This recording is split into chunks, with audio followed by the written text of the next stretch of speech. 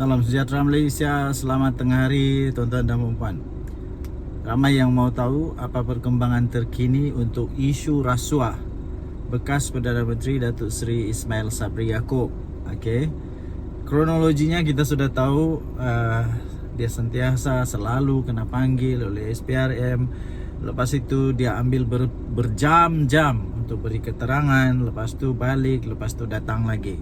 Okey, akhirnya ada satu lagi perkembangan terkini untuk isu rasuah Datuk Seri Ismail Sabri Yaakob bekas Perdana Menteri Malaysia. Hari ini 7 Mei tahun 2025, bekas Perdana Menteri Datuk Seri Ismail Sabri Yaakob meninggalkan bangunan Suruhanjaya Pencegahan Rasuah Malaysia SPRM kira-kira jam 5 petang. Oh, ni kemarin, selepas 6 jam disiasat. Sekali lagi dia disiasat lagi 6 jam. Jadi ini maksudnya antara penyiasatan, pengambilan maklumat ataupun kenyataan yang antara paling panjang lah. Beliau tiba di Ibu Pejabat Suruhanjaya itu kira-kira jam 11 pagi kemarin. Walaupun sudah beberapa kali sebenarnya, beberapa kali Datuk Seri Ismail Sabri Yaakob dipanggil oleh SPRM, namun siasatan terhadap kes berkenaan masih berada di peringkat awal dan setakat ini telah mencapai tahap 15 hingga 20%. SPRM menjalankan siasatan berhubung kes rasuah dan pengubahan wang haram yang dikaitkan dengan Datuk Seri Ismail Sabri Yaakob. Ahli Parlimen Beras itu disiasat antara lain membabitkan perbelanjaan serta perolehan dana untuk promosi dan publicity program Keluarga Malaysia, program Keluarga Malaysia sepanjang tempoh pentadbirannya sebagai Perdana Menteri dari Ogos 2021 hingga November 2022. Jadi tuan-tuan dan puan-puan yang dihormati sekalian, perkembangan terbaru ini menyaksikan sekali lagi beliau Datuk Seri Ismail Sabri Yaakob, iaitu bekas Perdana Menteri Malaysia, sekali lagi dipanggil lagi oleh SPRM. Menjadi persoalan ialah sampai bila baru ada keputusan, sampai bila barulah ada perkembangan sama ada Peguam Negara bahagian Jabatan Peguam Negara akan mengambil tindakan mendakwa ataupun akhirnya didapati tidak ada apa-apa kes dan dilepaskan. Paling menarik ialah perkara ini berlaku pada ketika Datuk Seri Anwar Ibrahim Perdana Menteri, yang saya fikir sangat bagus berlaku pada ketika ini.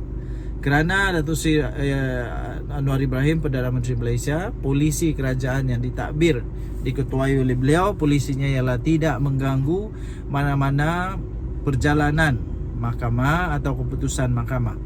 Jadi baguslah, bagus sebab kita yakin perjalanan perbicaraan ini akan berlangsung dengan baik. Datuk Seri Ismail Sabri Yaakob akan mendapat pembelaan yang sebaik mungkin dan dia pun akan dapat keputusan yang baiklah. Jadi adil. Kalau dia bersalah, pasti dia bersalah keputusan dia. Kalau dia tidak bersalah, pasti dilepaskan. Jadi itulah kebaikannya. Pada ketika sekarang Datuk Seri Anwar Ibrahim jadi Perdana Menteri, semua kes-kes besar, jerung-jerung, naga-naga, keluar kes dia semua supaya dapat diadili dengan baik, saksama dan tidak berat sebelah. Itulah kebaikan dia. Okey, itulah perkembangan terkini untuk isu rasuah Datuk Seri Ismail Sabri Yaakob yang masih dalam tahap 15 ke 20%. Kita jumpa lagi. Bye-bye. Salam sejahtera Malaysia.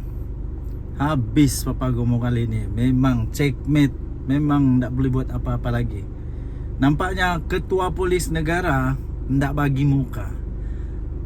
Ketua Polis Negara tak beri muka kepada Papa Gomo, si pemfitnah, penghasut nombor 1. Ketua Polis Negara memang naik angin betul kali ini. Padan muka. Saya setuju dengan tindakan daripada Ketua Polis Negara ini.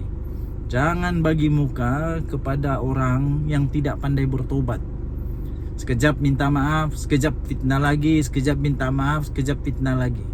Akhirnya Ketua Polis Negara menyatakan keseriusan dia supaya tidak ada lagi walaun-walaun Tidak ada lagi kaum-kaum pemfitnah, golongan-golongan pemfitnah yang cuba-cuba untuk fitnah lagi. Akhirnya Ketua Polis Negara kata minta maaf tak ikhlas.